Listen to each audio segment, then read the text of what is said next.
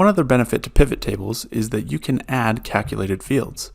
Here we have a revenue table that shows sales by sales representative. Let's say that these sales reps each receive a 10% commission for their revenue. We could create a formula in a non-pivot table column to show that, but you can also create a calculated field within a pivot table. With the pivot table selected, come to the Analyze tab of the ribbon.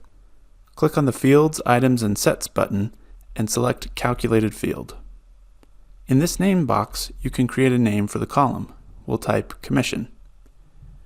The formula box is where we put the formula we want in the field. You can reference any field in the pivot table within your formula.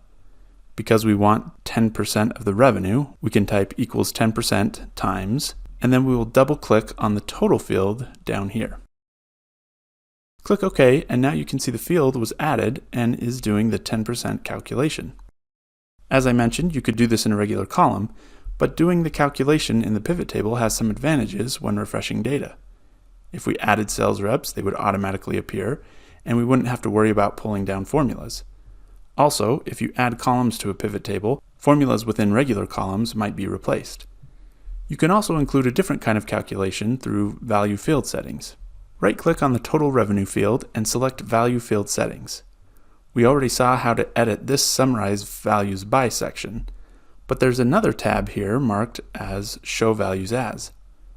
In this drop-down box, you can pick from a number of calculations. There are a lot of options here that we can't go over, but you can play around with these settings to see what they do. Let's say we wanted to see what percentage of total revenue each sales rep was responsible for.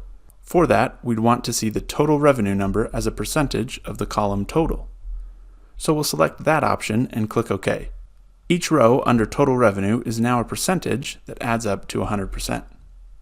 And now we see that Dwight had the highest percentage of revenue, but Jim wasn't far behind. You'll notice that our commissions field is still calculating properly. This is because the value of the total revenue column is just being shown as a percentage, but the pivot table is recognizing its actual value.